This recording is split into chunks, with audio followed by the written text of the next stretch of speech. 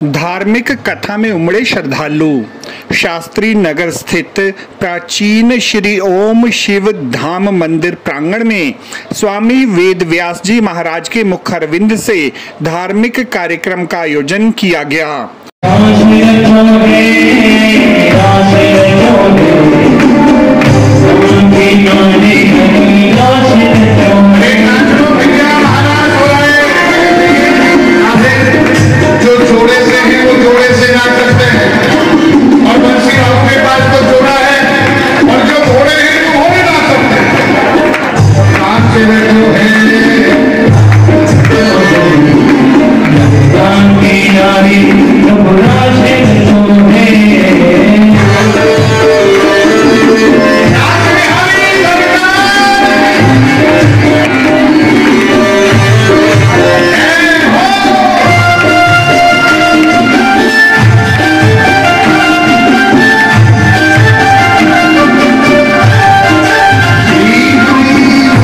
इस अवसर पर बड़ी संख्या में श्रद्धालुओं ने आकर स्वामी श्री वेद व्यास जी महाराज के सानिध्य में भगवान श्री कृष्ण की कथा को श्रवण कर आध्यात्मिक लाभ अर्जित किया।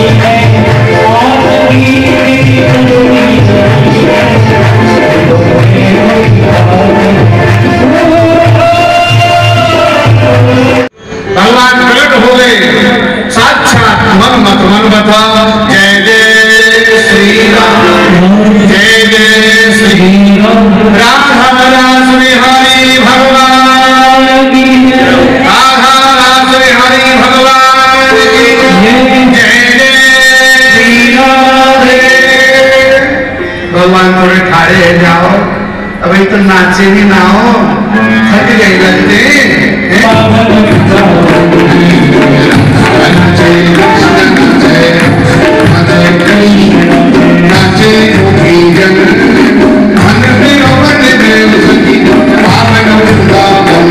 इस अवसर पर बड़ी संख्या में आए हुए श्रद्धालुओं ने संगीत के माध्यम से नाच गाकर अपने परमपिता परमेश्वर के प्रति अपनी अगाध श्रद्धा का परिचय दिया।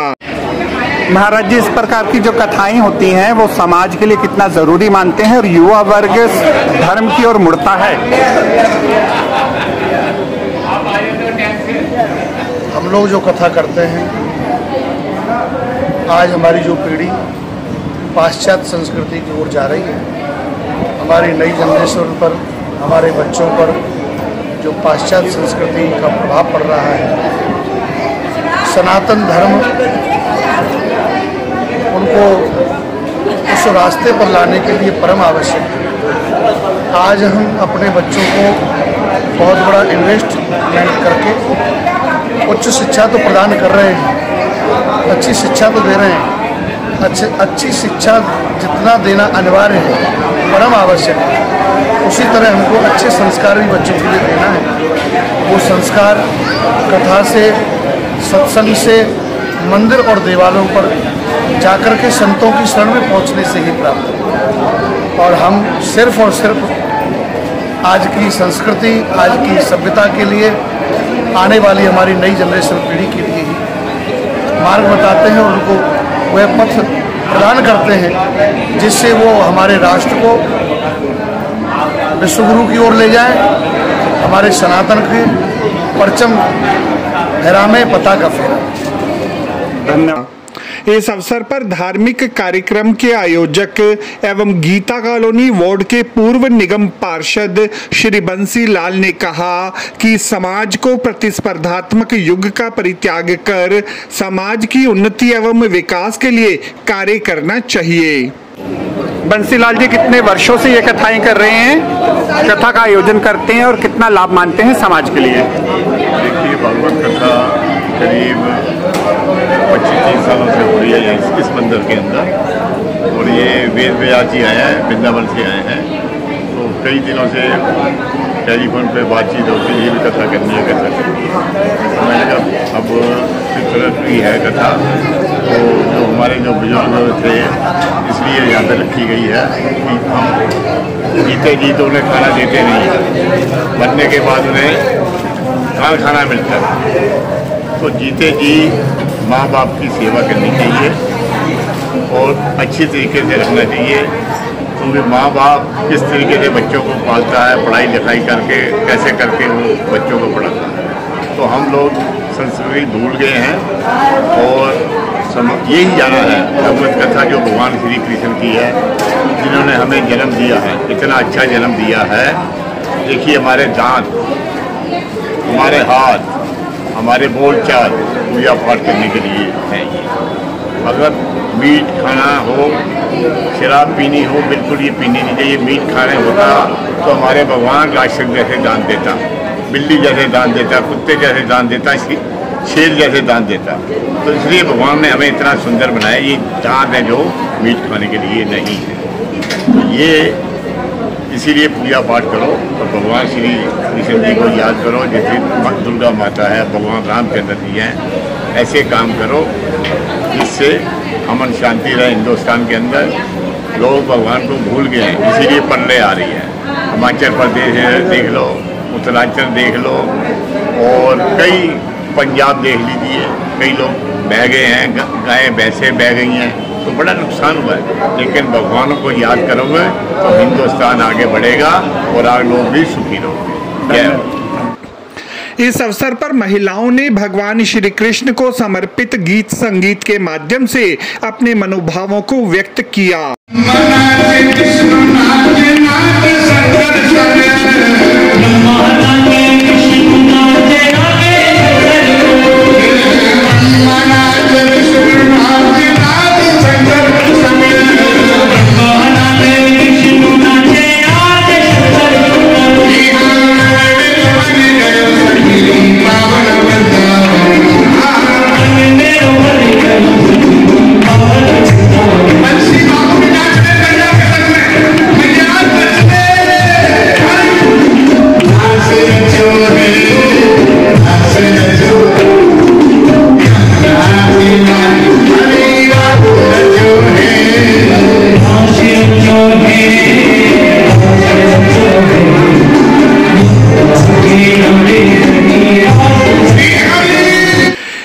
धार्मिक कार्यक्रम के दौरान संत महात्मा ने अक्रूर जी द्वारा गोकुल में आकर भगवान श्री कृष्ण व बलराम को कंस द्वारा मथुरा में बुलाने का वृत्तांत सुनाया, जो कि अत्यंत मनोहारी बन पड़ा। अक्रूर जी महाराज दौड़ने लगे, जो ही बाबा नंद को पता लगा अक्रूर आए, बाबा नंद भी आए, उनके धैर्य का पारा बना। कृष्ण बलराम को लेने के लिए अक्रूर मथुरा से आया तो उसको कंस ने भेजा है, कंस ने भेजा है तो गोपाल चले जाएंगे, गोपाल के बिना कैसे रहेंगे? हम भगवान के बिना कैसे रह पाएंगे? नहीं रह सकते भगवान के बिना। लेकिन अक्रूर जी के देखते ही बाबा नंद को बात याद आ गई वसुदेव जी की। वसुदेव जी लाला को लेकर के आए थे, लाला हमारो नहीं, गोपाल हमारो नहीं है, ये सारे रिश्ते स्वार्थ के लिए हम अपना मान बैठे हैं, ये हम अच्छा नहीं कर रहे हैं। और जो नजरानी यशोदा को पता लगा, मैया को पता लगा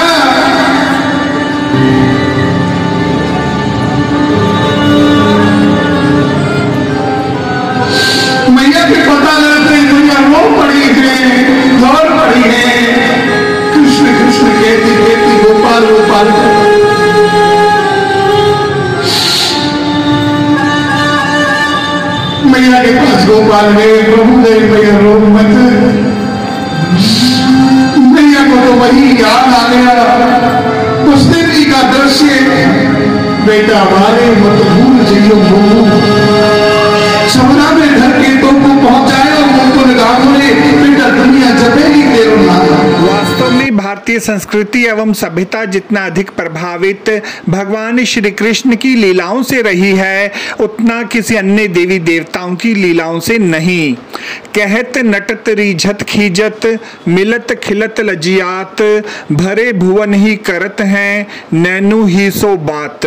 इस अवसर पर वरिष्ठ समाज सेवी श्री त्यागी ने स्पष्ट रूप से कहा कि इस प्रकार के धार्मिक कार्यक्रमों का आयोजन समय समय पर एक निश्चित अंतराल के उपरांत होना चाहिए ताकि समाज को सन्मार्ग पर लाया जा सके।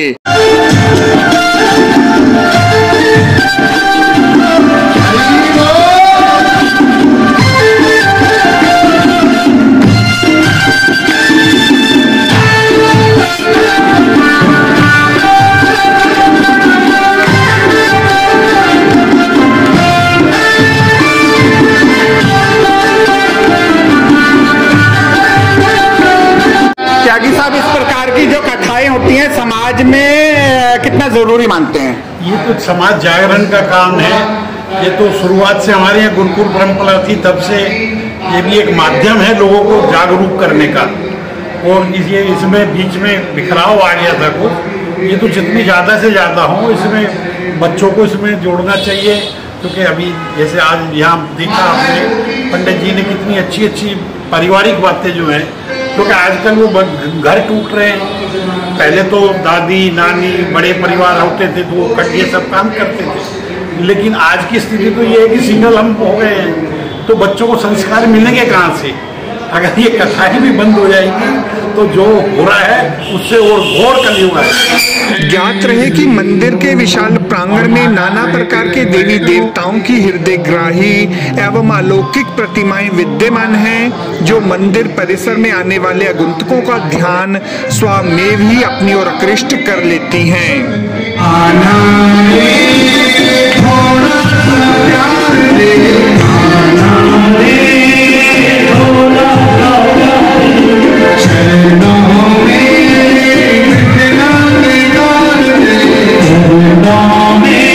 आपको हमारी यह रिपोर्ट कैसी लगी जरूर कमेंट करें। इस वीडियो को लाइक करें, हमारे चैनल दास्ताने इंद्रप्रस्थ को सब्सक्राइब करें ताकि हमारी सभी आगामी रिपोर्ट्स सबसे पहले आप तक पहुंच सकें। ब्यूरो रिपोर्ट दास्ताने इंद्रप्रस्थ।